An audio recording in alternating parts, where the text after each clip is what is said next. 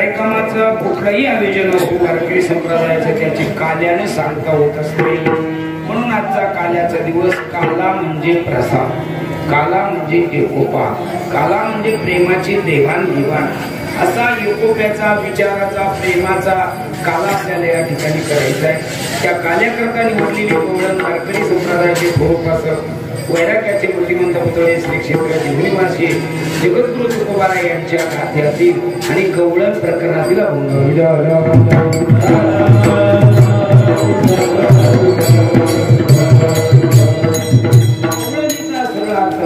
पाहती कोण एक बुद्धी स्त्री पाहती काय पाहती तवती पालती दुधान. आपलं शरीर रुपये दुधानं मोकळं झालेलं पाहती. तिच्या मैत्रिणीने विचारलं काढू तू जे पाहती ते काय पाहती? ती म्हणली माझी दुधानी पाहती झाली. कोणी गेली ग म्हणती नंदाची हा पोरी माझी मुलाने माझी चोरी केली. माझ्या अंतकरणामध्ये तो येऊन राहिला त्यामुळे विकार होऊन गेले. त्याने असणारी दुधानी माझी कांती केली. त्याच्याशिवाय दुसरं कोणी काही करू शकत नाही. म्हणून तया विनन असे नव्हे दुसरी या ऐशी. मग त्याला आणलं कोणी ग? ती तिच्या मैत्रिणीला सांगते त्याला जर कोणी आणला तर सगळी पुढया मेला देवी अवगुणा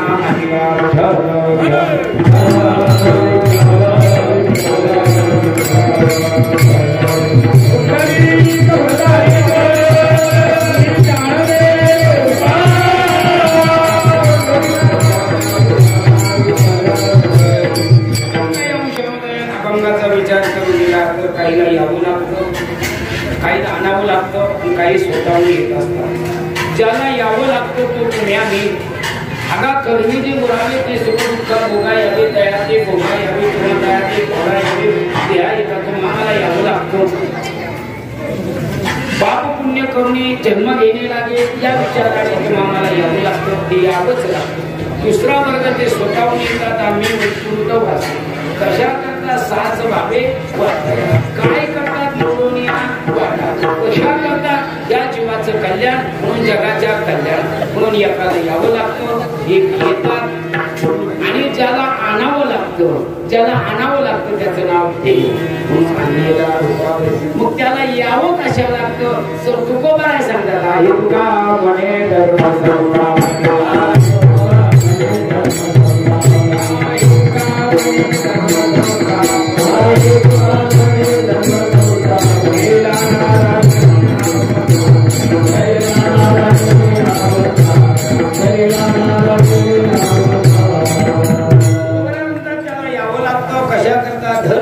धर्म म्हणजे काय हो? आपल्याला काही सामूहिक धर्म आहे, काही व्यक्तिगत धर्म आहे, काही आश्रम धर्म आहे आणि काही वर्ण आश्रम.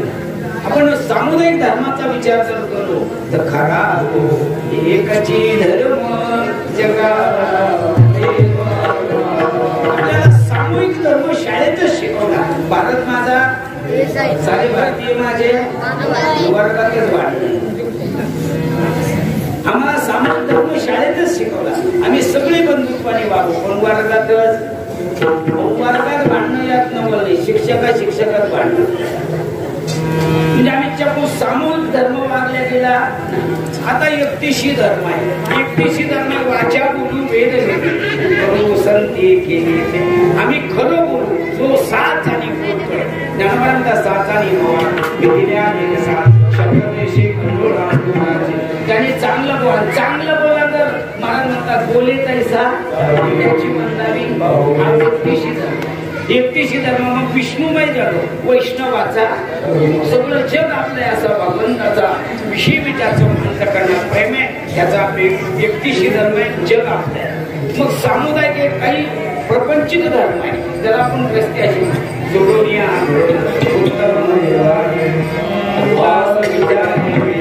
त्याने चांगल्या मार्गाने कमावं, चांगल्या मार्गाने खर्च करावं. हा रस्त्याचा धर्म असा प्रत्येकाचा धर्म आहे. मग ज्या धर्मामध्ये जी काही अडचणी तिथं तो धर्मासारखं वागत नाही. मग त्याला पुन्हा धर्मासाठी वागण्याकरता भगवान अवतार घेतो. म्हणून धर्मरक्षा किंवा यदा यदा धर्मस्य ग्लानिर्भवति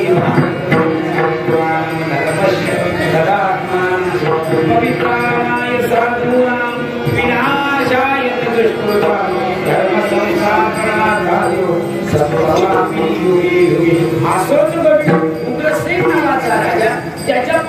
जन्माला आलं ते बिलिंद्र कंस आणि त्या कंसाने आपल्या बापाला पदाच्युत केलं म्हणजे राजा पदावरून हिसकून दिलं आणि आपण स्वतः कारभार केला आणि तो कारभार इतका नीच केला बाकी जे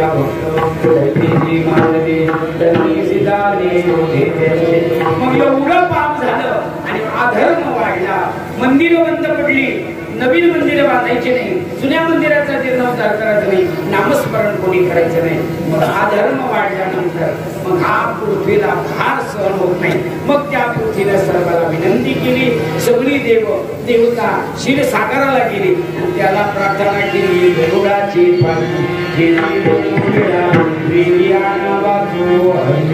त्याला आणायची प्रयत्न झाला आणि मग त्याने सांगितलं शेषाने जागे करा मग तुम्हाला तुम्ही तुमचं करा श्री आनंदा मधुसूदना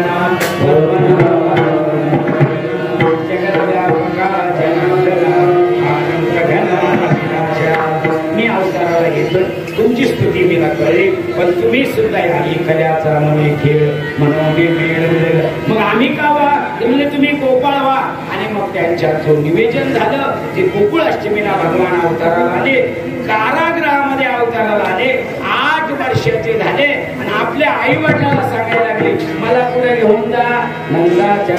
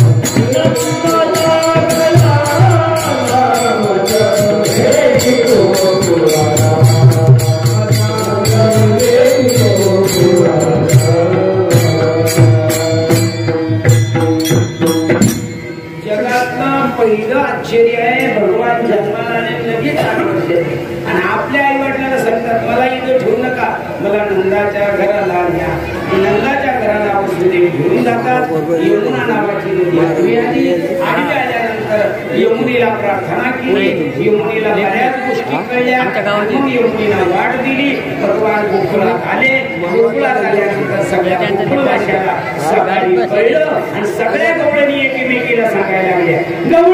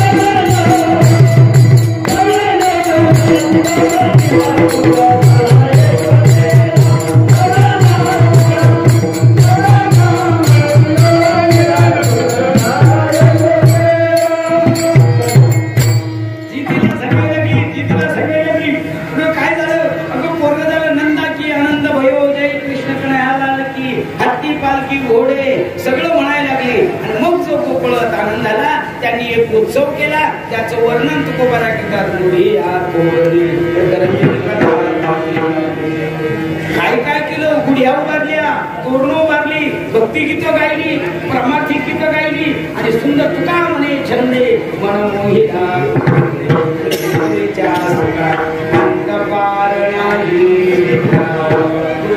सुखाला पारावर राहिला होता जे पारा राहिला नव्हता असं गोकुळवासी सुख झाले होते काय सांग या सुखामध्ये एक विघ्न सर्व गाव एकत्र यावं आणि एखाद्याने ते विघ्न टाकावं किंवा सगळा स्वयंपाक चांगलं व्हावं आणि एखाद्याला चोरून त्याच्यात मीठ टाकून द्यावं. सर्व दूध चांगलं व्हावं आणि कोणीतरी त्याच्यात मिठाचा खडा टाकावं. अशी मिठाची खडा टाकणारी मंडळी असतात.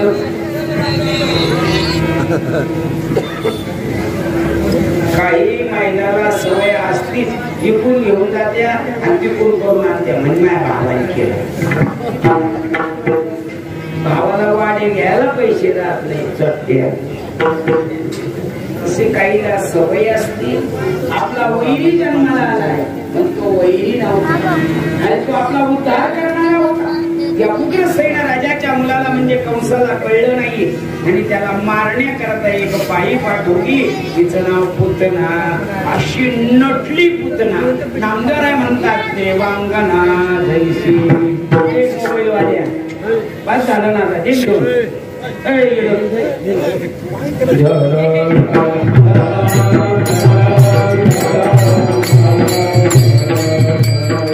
आणि म्हणून अशी मी नेहमी सांगतो, खऱ्या माणसाला नटायची काही गरज.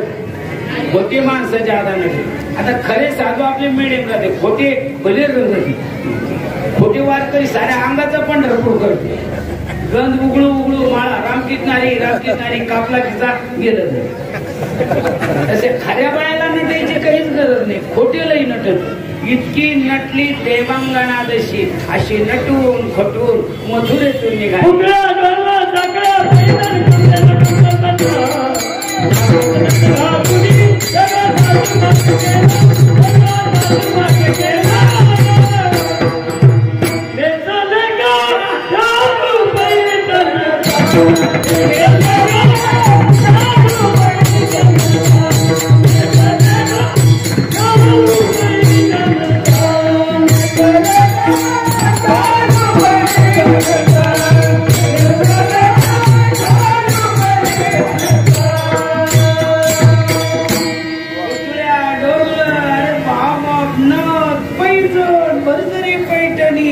पण ती नेसली शृंगार करून निघाली.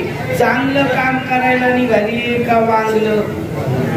माणसानं नटावं चांगलं काम करायला का वाईट? नेसले ग बाई मी चंद्रकला चित्राची. नेसले ग बाई मी चंद्रकला चित्राची. बैठक्याची बैठक्याची कीर्ती नंदन माझ्या बया.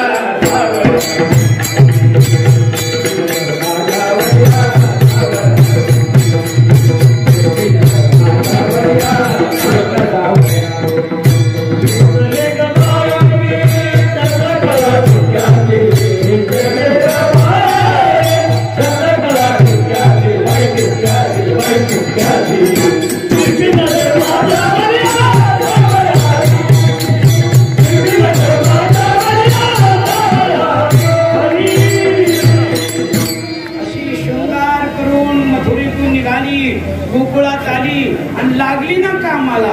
दीनदुर्बळाचे मारिता बाळे करी श्रीमंत याचा विचार केला नाही. घरात जायचे ते पोरं मारायचे. असे मारीत मारीत मारीत नंदाच्या अंगणात आली. दरवाजा बंद होता. असं कवड वाजवलं. येशुदे अगं येशुदे. येशुदेला वाटलंय आपल्याला मुलगा झाल्यापासून बरंच गवळणी येतात म्हणून आपण एक कोणी बघावं. कवड उघडलं पाहिलं. कोण ग तू? कोण ग तू म्हणजे? अगं मी तुझी बहीण ना ग. ती म्हणली कस काय ग? अगं आम्ही पण शेवानाच आहे पण बऱ्याच दिवसाचा मी नांदेडला गेलो तिकडच रहिवाशी झालो. मला कळलं तुला पोरग झालं. काय पिढ्या उभारल्या पोरग उभारली. अगं काय मोठा उत्सव केला. बैलांनी फेर घातले. काय दिंड्या काढल्या. म्हणलं चला आपल्या बहिणीचं पोरग पाहायला. आणि पोरग पाहायला ती पण तू ताई मग आता मला मी तुला पाहिलंच नाही मग कस काय ओळखू? बरं बाबा माझी ताई तर ताई. मग चल ताई घरात. घरात ताई आली. हात पाय धुतले. म्हटले मी पूज करते बाई दूध नको बाई. अगं तुझा मेवणा म्हणला अशी जाय आणि अशी. वेळ नाही ग माझ्याकडं. अगं टाईमच नाही. आता दूध बीत राहू दे. तुझं पोरग पुढे ग. मी पोरग पाहते. मी जे आणलं त्याला घालते त्याच्या हातात. त्याचे 2-3 पप्पी घेते आणि जाते ग. ताई पोरग आत्ताच झोपलं.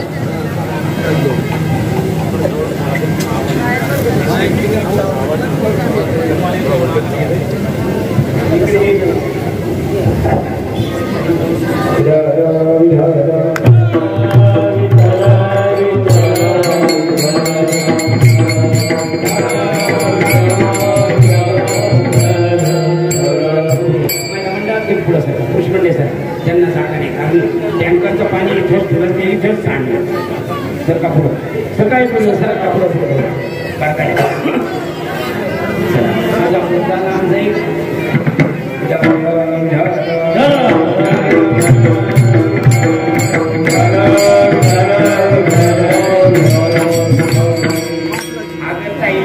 तुला कसं कळत नाही ग तुझं बाळ झोपलं म्हणजे माझं कोणीच नाही का ते अगं तुझं पोरग म्हणजे माझं पोरग ना मला काय कळत नाही का पोरग झोपल्यानंतर जरा त्याला झोपीतून उठवलं तर त्याच्या आधार रडतं म्हणून अगं पण काही नाविलाज असतो ग अगं तुझा मेवना इतका बेकार आहे असंही म्हणे मग आता तू सांग मी जर थांबत बसले तर ताई मी म्हणतो लहान पोरं गाढ झोपतात त्याचं कारण असं लहान पोराला आंघोळ घालताना या म्हाताऱ्याला लई वर येतात पातण्याचं उतणं त्याचा एक हात एक पाय टरकन वाढायचा दुसरा एक हात एक पाय टरकन वाढायचा मधुमध पाणी घालायचं ते असं रडत ते म्हणतं मम्मी कुल्फी म्हणलं वाचला तर नसता आता तुझी कुल्फी मग एवढं रडतं तरी त्याला आंघोळ घालती बेसनानं चोळीती साबणीनं चोळीती धुक्यानं चोळीती मग ते पोरग एवढं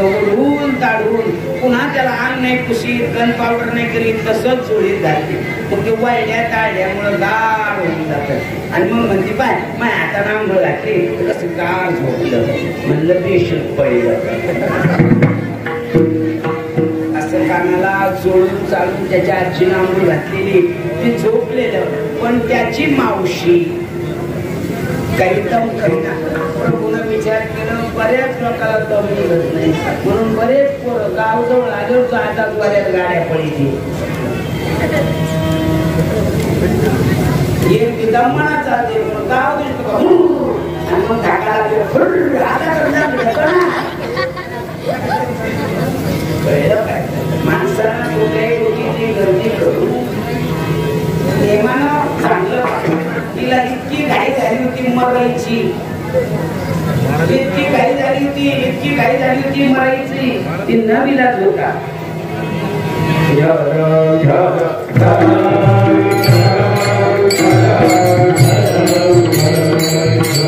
एवढी तिला मारायची घाई झाली होती की आता काही केलं ऐकत म्हणले काही म्हणलं येशू दे मी झोपीत का असा पण मी तो करतो झोपीत पाहते आज रात मांडीवर घेते आणि पाहते निघाली ती पाहिला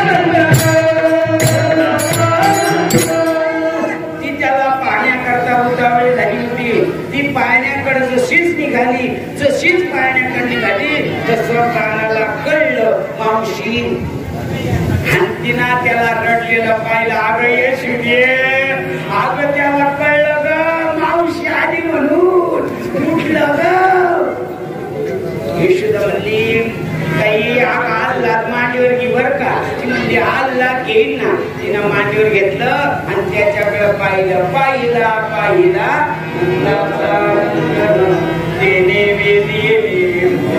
असं पाहिलं भगवंताने तिला पाहिलं तिला भगवंताला पाहिलं आणि ती म्हणायला लागली आता घी पाहू तेवढी म्हणला घी पाहू तिनं मांडीवर घेतलं भगवंताने विचार केला ही पापी आहे मला मारायला आलेली पण ही कोण आहे आईशिवाय मला दूध कोणी पाजू शकत नाही मग ही कोण ही मावशी म्हणती म्हणून भगवंताने डोळे लावले स्मरण केलं म्हणजे आठवण केली ही कोणत्या जन्मातली मावशी म्हणून ती बळी बळीराजाच्या दरबारामध्ये बळीराजाची बहीण होती. बळीराजाने जेव्हा भगवंताला पायातळी घातलं तेव्हा ते रूप पाहिलं की म्हणली काय पोरग चांगले, असं वाटतं स्तनपान करा. भगवान म्हणले तसंच होईल. आणि पुन्हा बळीराजाला पाताळात घातलं की म्हणजे याला स्तनपान करा पण स्तनातून विष पाजून मारा. भगवान म्हणले तशीच होईल. म्हणून भगवान म्हणलं ती होई ती बळीची बहीण. बर बर बरी नाही मावशी होणार. भगवंताने डोळे बंद केले. चंद्रलोकाला सांगितलं हे चंद्रलोका हिला चंद्रलोकात पाठवायचं नाही. सूर्याचा विचार झाला हिला सूर्यलोकात बी पाठवायचं नाही कारण ही विष पाजायला आली. मला दूध प्यायचंय, दही खायचंय, माखन करायचंय. आणि म्हणून दोन्ही डोळे बंद केले. भगवंताने डोळे बंद केले आणि ती म्हणायला की मला भगवान म्हणला आता ही म्हणते घाबरलं बरं घाबरलं आणि ही पळून जाईल म्हणून सगळं वज तिच्या मांडीवर टाकून दिलं. आता मांडी सुटणार नाही. तुम्ही बाई एखाद्याचं लेकरू जर मांडीवर घेतलं आणि आपण जर म्हणलं काय कडकलं हडकच आहे बायचं त्या बाईला किती आनंद होतो. साखर देते किती हात्या ते नाही पडत तिथं उलट उलट म्हणायला लागत बाई तो वजच नाही. ते 25 किलोचं का असेल पण काय म्हणतात खाऊ पिऊ घालताय ना काही दूध पाठी जाईल त्याला थांबा मी तुम्हाला दही देते वाटीवर आणि चहा करून घे. चहा प्यायच्या दही घेऊन येतात कवा तिच्या पोराला भगवान मानती म्हणायला लागली. भगवान नको जड टाकून दिलं तिला म्हणता बी येईना ना तो कडक नाही म्हणून. आणि म्हणून मांडीवरून असं घेतलं स्तनाला लावलं. स्तनामधलं दूध भगवंतानी पिलं. विष भोले बाबाला पाठवलं. नाम राम पूजे सदाशिव सदाशिव विष पेण्याचा अधिकार भगवान शंकराचा आहे. आणि जेव्हा तिचे पंचप्राण वाढले लागली वाढायला येशुदे कंठ मुक्त केली. अशा प्रकारे पूतना मारली आणि भगवान आमचे थोडे मोठे झाले थोडे आणि रांगायला लागले. माणसं हात तळहात गीत तळवे तळहात तळहात गीत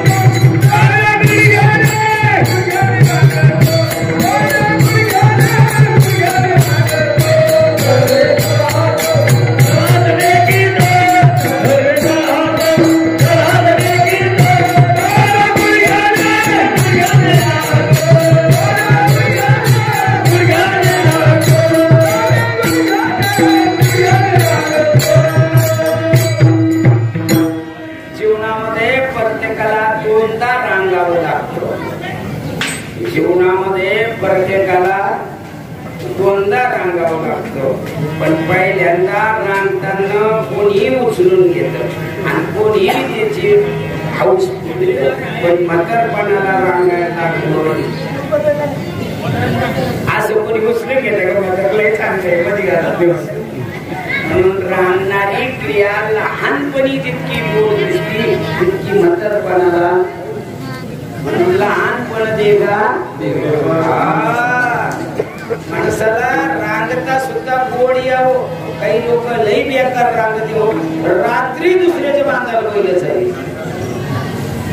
बांधपोया कोणासाठी आहे आपल्यासाठी. पाणी पिण्यासाठी गिलास कोणासाठी आहे आपल्यासाठी. त्या गिलासाला साखळ्या कोणासाठी आहे. मग पाणी प्यायच्या लायकीचे का रांगता आलं पाहिजे. काही रांगता सत्य पण पाहिजे. काही रांगणारांनी अरे रांगता बी आलं पाहिजे. म्हणून लहानपणामध्ये रांगणं वेगळं आहे आणि म्हातारपणाचं रांगणं वेगळं आहे.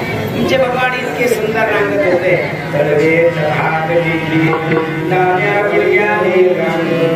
रंगणी रंगनाथ एक कवळीने त्याला रांगताना पाहिलं आणि तिला दुसऱ्या कवळीने बघा अगं इतकं रांगत मस्त रांगत. अगं त्याच्या हातात लोण्याचा गोळा होता. त्यानं हातात लोण्या धरला होता. मी त्याला उचललं. एका हाती लोण्याचा चुंबन गीता परिमळो गीताचा सही. अगं मी त्याचं चुंबन घेतलं. असा गोड आहे बाई. आता तिला सांगितलं कसं मागच्या तेलवाडीच्या लोकांना गंगारामबाचं काल्याचं कीर्तन चांगलंय घेतलं की नाही या लोकांना. आवाज वाढला आणि म्हणून अशा गवळणी सगळं असं राहत सगळ्या गवळणी वाटत वाटायला लागलं आपल्याला त्याला पाहू. मग पाहण्याकरता काही सुना होत्या, काही सुना, कोणी सुना कोणी एकी, कोणी एकी स्वतंत्र. सुनाला पाहायला जाता येईल का? मग त्याने निमित्त करावं. काय निमित्त करावं? बरला ओलांडोली रिता करी, बरला ओलांडोली रिता करी, बरला ओलांडोली रिता करी, बरला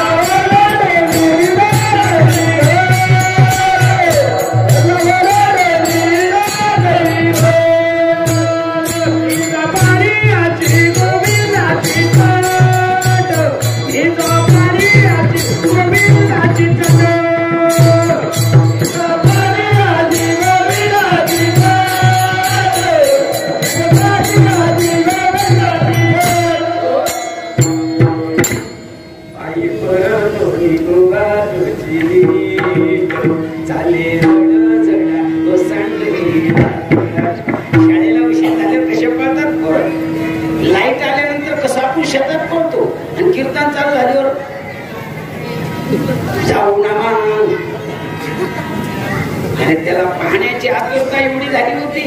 अहो घरात काय करू लागली ग?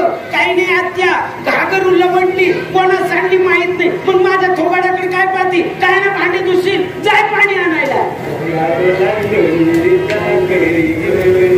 काही पाण्याच्या निमित्तानं त्याला पाहायला जायच्या, काही धुणं धुवायच्या निमित्तानं जायच्या. आणि धुणं धुताना पाहिला की हा श्रीहरी पाहिला डोळे भरी, पाहता पाहणी बुरी चाल.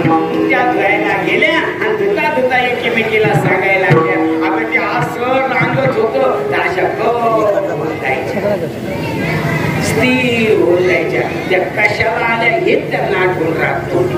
ते एकच धुणं धुतवाले. आता किती धुणं धुवायला लागले, पण एक धुणं धुत्या का? एक कपड्याचं धुत्या, दुसरं डोक्यातलं धुणं धुत्या. आता ज्या कपड्याचं धुत्या डोक्याचं संगत जर धुणं धुवायला लागलं तर ते भेटल का? कामामध्ये काही अरे काम करताना त्याचं नाव घ्या का धुण्यात धुणं धुवा.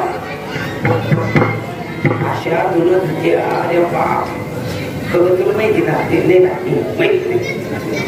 रात्री भांडण कोणाची गंगा गणपती बायको गेली काय करू? हिला काही गेलंय का? असं माणसानं जीवनात जगावं. आपली आपण येणे केले गवळणीला पाहू. कुणी त्याला पाहण्याकरता कुठं बाजाराला जाताना गवळणीचा हात मथुरीच्या अशा बाजारला निघाल्या तर त्याला पाहून जावं. आणि बाजाराला गेलेली एक गवळणीनं त्याला पाहिलं आणि तिला विसरली. गोविंद घ्या कुणी हसते मथुरीच्या. अगं काय झाली? बोली आई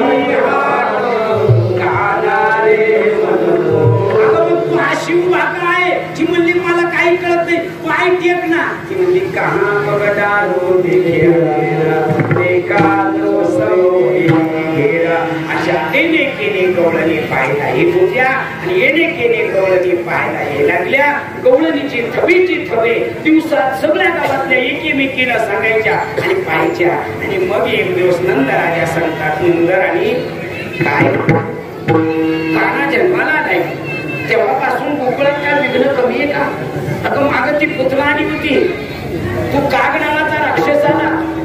अगं पण आपलं नशीब चांगलं म्हणून ही राक्षस मारल्या गेली. पण अशाच गवळणीचं रूप कोणी घेऊन आलेलं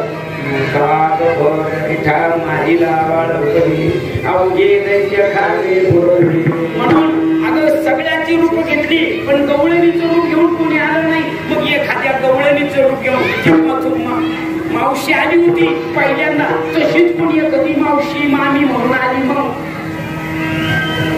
अगं एखादी जर मामी म्हणून आली तर माझा असं मत आहे, दुधानं तोंड मुळलं तर ताक सुद्धा फुकून प्यावं.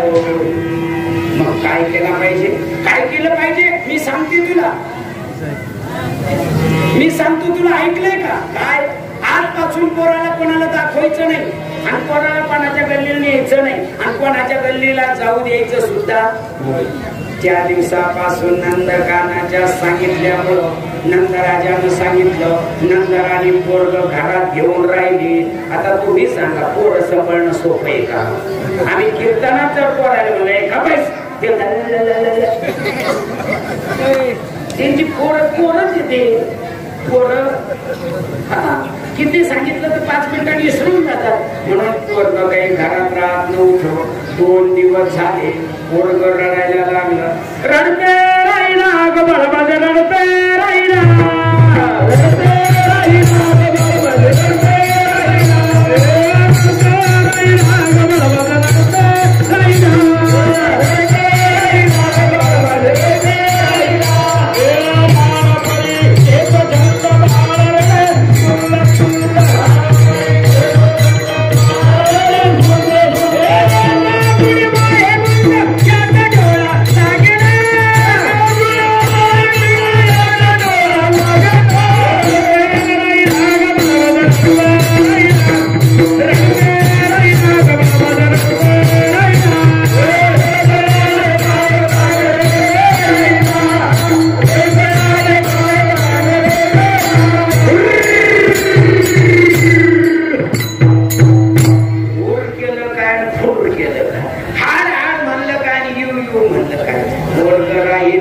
यशोदा आली रे दारुणी, काय पाहिजे बाळा तुला देते मी आणून. कृष्ण आली रे लोटांगण, यशोदा आली रे दारुण, काय पाहिजे बाळा तुला देते मी आणून.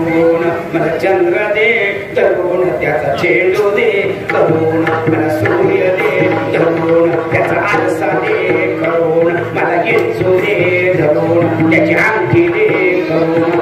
असं रे कसं वागणं तुझं जगाच्या वेळ, मला सर्व दे त्याचा जॉब दे किसन्या.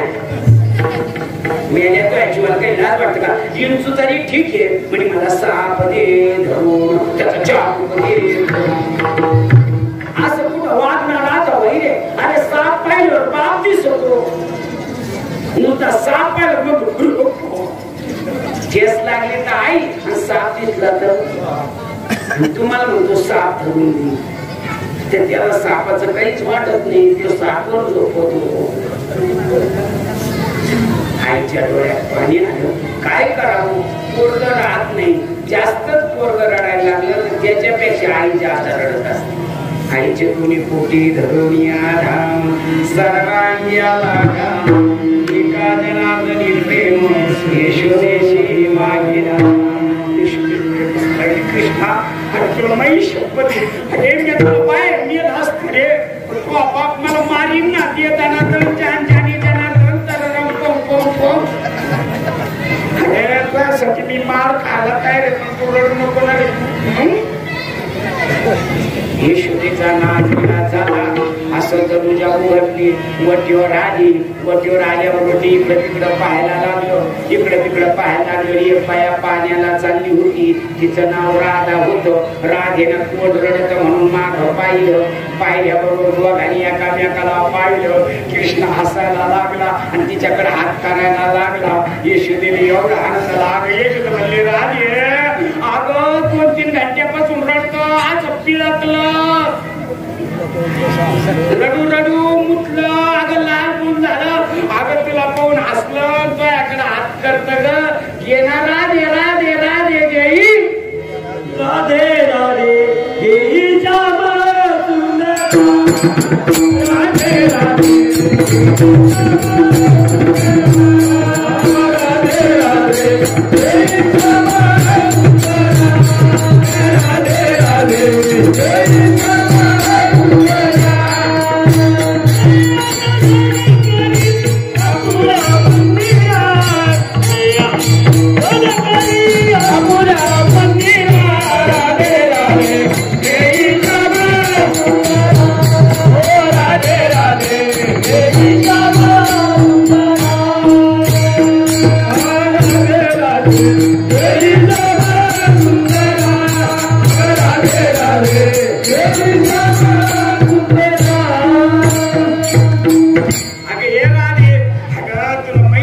होते ग. अगं त्याचा बाप मला किती मारू दे, मारून टाकून दे, पण अगं पोरग रडून रडून गात पडन ग. मी कन्नड तालुक्यात नारायण महाराज वाकळे आणि अशोक महाराज मुंडवाडी आम्ही संघ झालो. या तालुक्यात मला कळलंय की बंजारा समाजासारखा परमार्थ कोणाचाच नाही. काय असं माझ्या जन्माच्या अगोदर ती मला ज्ञात नाही, पण जेव्हापासून मी आळंदीवर आलो सांगतात जुनी लोक की तांड्यावर दारू पाजल्या जाते आणि दारू पाडल्या जात होती, पण मी उभा कन्नड तालुका दिसलो, मला कुठेच दारू पडलेली आणि दारू पाजताना माणूस दिसला नाही. हेच भूषण या समाजात आहे. सगळ्यात मोठी भंडारे तुम्ही लोक करतात. सामुदायिक लग्न या महाराष्ट्रात सगळ्यात जास्त केली असेल तर ती या बंजारी समाजाने करून दाखव. सामुदायिक लग्न जवळच आपल्याकडे ओढणारे किती लग्न लागली ती ओढण्याला भागवतामध्ये आणि संन्याच्या शाखेमध्ये सुद्धा तुमची बरीच मंडळी आहे. मग तुमच्या परमार्थाला कोटी कोटी प्रणाम.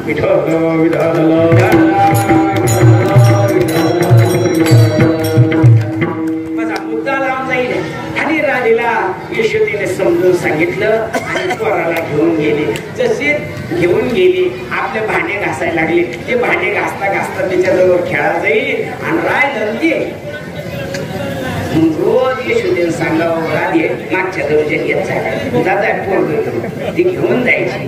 राधीच्या घरी ती इतकं राहायचं. राधी त्याला आंघोळ घालायची, त्याला गन पावडर करायची, त्याला इलेस्टिक लावायची, त्याचा चट्टू बांधायची, त्याला मोरपीस लावायची, त्याला दही भात घालायची, त्याला खाऊ घालायची. ते राधेजवळ इतकं रमायचं. यशोदेकडे फक्त पेयापुरतच जायचं.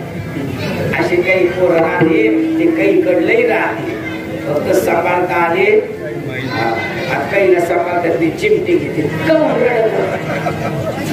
एक म्हातारीने पोरग जाणून दुसऱ्या घरी नेऊन घातलं आणि ती त्याच्या वायला बसल्यावर गेली आणि तिथे जेवताना त्या पोरापुढं लाडू पापड भजे पाहिली आणि त्याला चिमटा घेतला. ती बाई म्हणे तुमचा नातू काहून रडतो? ती म्हणे आजी तू बी जेव जेवण खान 2-4 भजे. अशी चोट्टी तू खायासाठी चिमटे आमची राग अशी खरंच कानाला समजायची. इतका काना गोड तिच्या गोड राहायचा. एक दिवस एक म्हातारी आली. राधेची सासूची मैत्री ती घरी नव्हती. राधे म्हणायला लागले राधे हे पोरग कोणाचं? ती म्हणे यशोदेचा. हा मी तेच ओळखलं. यशोदा कशी काय काम करते? बळवरती काम करते. अगं तुझ्याकडे पोरग राहतो तुला बी काही अक्कल आहे का? तीन का अगं दुसऱ्याच्या पोरं सांभाळ पण यशोदेचा पोरग सांभाळू नको. तीन काय झालं? काय झालं म्हणजे मी सांगते तुला आणि तुला सांगते तू सांभाळते म्हणून. अगं हे पोरग मथुरेत जन्माला आलं होतं आणि जन्माला आल्याबरोबर मोठं झालं होतं. मोठं झालं आणि बाय बापाला सांगायला लागलं मला नंदाच्या घराला न्या म्हणून ते नंदाच्या घरी आलं. ते खऱ्या बापाचं का खोट्या बापाचं अजून कोणाला माहित नाही. कोणी म्हणते वसुदेवाचा, कोणी म्हणते ठावच नाही याच्या. मग तू सांग असं बाबा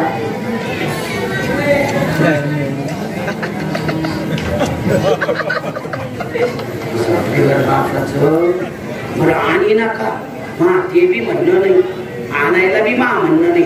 पण अगं त्याला मोठं बी होता येतं, लहान बी होता येतं. घरी कोणी आहे कोणी नाही. झालंच मोठं मग अगं नाव जाईन आई पैमा म्हाताऱ्या पत्र्या माणसाचं नको आणू ना.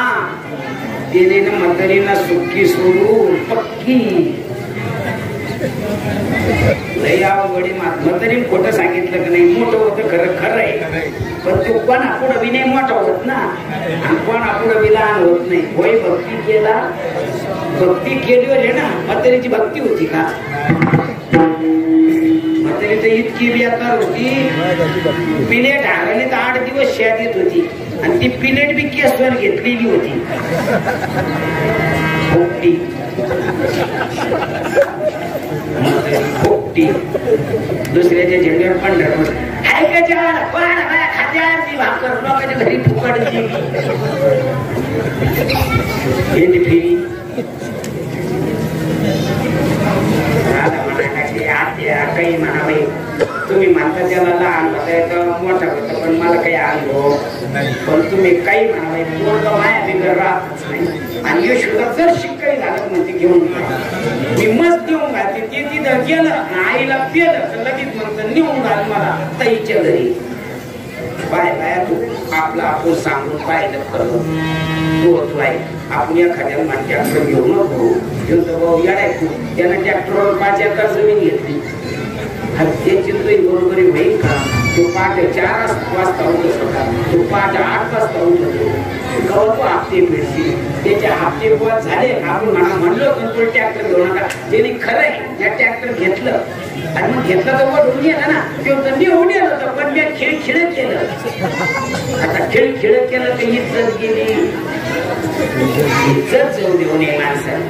अगं यशोदे आपल्या राधे इज्जत महत्वाची आहे. नको झालंच मोठं झालंच लहान पाहिलंच पणा तर साऱ्या गावात कोण नाव जाईल.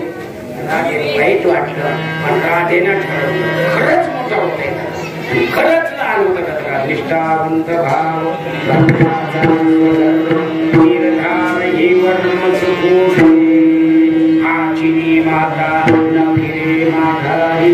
काही झालं याची इतकी सेवा करेल आणि याला खरंच मोठा होतं लहान होतं. त्या दिवसापासून डबल सेवा करायला लागली. आंघोळ घालणं, जेवू घालणं, झोपी लावणं, तेवढ्या कुठंच राहतात यशोदेकडे नेऊन द्यायची. आणि एक दिवस घरी कोणी नव्हतं, दुपारचा 12 12:15चा टाईम, कानाला जेवू घातलं, काना खेळायला लागला आणि राधा त्याला म्हणायला लागली कृष्णा एक गोष्ट विचारू, तुम्ही द्यायच्यात ना तुला मोठं होता येतं. ते म्हणला हो, देव भक्ताला खरं बोलतो हो, तुला मोठं हो होय ना मोठं. तो म्हटला खरंच हो का? मग खरंच हो ना होय ना मोठा. ते म्हणले डोळे झाकायचे बरं का, पण अगोदर काड्या लावतो मला वाटत. राधा पटकन गेली, सगळ्या वाड्याच्या काड्या लावल्या. त्या टायमाला अशा काड्या लावल्या हो. मग त्याच्यात एखादं नकटं उलथणं घाल म्हणजे बेकामी झालेलं उलथणं त्याच्या कडीत घालावं लागत होतं. म्हणजे तेव्हापासून काड्या होत्या तो लोक चांगलं होतं. तेव्हापासून या सरकारच्या काड्या आल्या ना तेव्हापासून कोणीकडं सरकत या पक्षात निवडून देतं त्या पक्षात सरकत. आपलं मतदान वाया घालायचं मला 30 वाजता राहील. त्या पहिल्या काड्या चांगल्या होत्या आणि कड्या लावल्या हो, नक्क उलथणं घातलं हो, खिडक्या बंद केल्या हो, आणि बैस माझ्या पुढं राधा अशी बसली. पक्के डोळे जा, मी जावा उघड म्हणाल तेव्हा उघडी. ते म्हणलं तेव्हा उघडे मी म्हणाल तेव्हा उघडले हो. तिला पक्के डोळे लागले. भगवंताने एक मंत्र म्हणला आरणी पारणी चली चली माया चली नरसिंगी भोर चले विमोक्ष शक्ती चले चले न चले ईश्वर वाचा छो उघड डोळे. कृष्णा खरंच तुला मोठं होता येतं. म्हणला असा मोठा झालेला पाहिला. ती गप्पा म्हणायला सुमनाच्या जेजेवरी पोहोडईला श्रीहरी असं खूप त्याला पलांवर बसलं आणि त्याला खाण्यापिण्याची तयारी करायला लागली. आणि त्या उड्यात तीच मंत्री आली. राधे काय आत्या अगं कवड काऊन बंद आहे? ती म्हणे माझी सासू कुठं तरी बाहेर गेलेली आहे त्याच्यामुळं कवड बंद आहे कुत्र्या मांजराच्या धाकानं. अगं मग काम होतं काय सासू जवळ कवा येईल म्हणली. ती म्हणलं काही सांगून नाही गेल्या येत्यानच पण मग कवड उघडतील येऊस तर बसते मी. आत्या माझी सासू आली मी तुम्हाला बोलायली तेव्हा या ना. अगं यायला जायला माहिती काय गुडघे चांगले आहे का ग? अगं राधे अगं उघडणं कवडलंय काय मी काय फरशी काढून येते काय? कृष्णा मतरी तुला अनवाई ना की म्हणला मी होणार नाही का तुला ती येते आणि पडते मतरी पाहिजे सारे गावात येते ना होणारच नाही. मतरी जाईना देवीला अगं यश ए राधे अगं तुला काय कानाचे खासड झाले का काय? अगं कवड उघडणार मी आम्हाला तरी काय तुझी सासू आली किंवा काम झाला का मी निघून जाईल कवड लोक वाटेल बसू उन्हात आणायची. कृष्णा म्हातारी जो काही लहान होईना म्हातारी काही जाईना. म्हातारीने विचार केला की कवड कोण उघडीत नाही म्हणून काही चोरून खाती का किंवा काही चोरून फुती का काही सुनाला सवय असती का? असते काही सुनाला सवय घरी काही नसलं तर उचकून पाचकून आपली बॅगेत ठेवून द्यायची चटते म्हणून काय करते म्हणून मतईना सकाळला डोळा लावला आणि फटीतून पाहिला दिसला ग मागी दिसला काळ्या डोळ्यात म्हातारीनं पाहिला मग म्हातारीनं पाहिलं नीट निघली घरी तिच्याने चंद्र मागितलं चंद्रभागा आपल्या गावात काय खाणार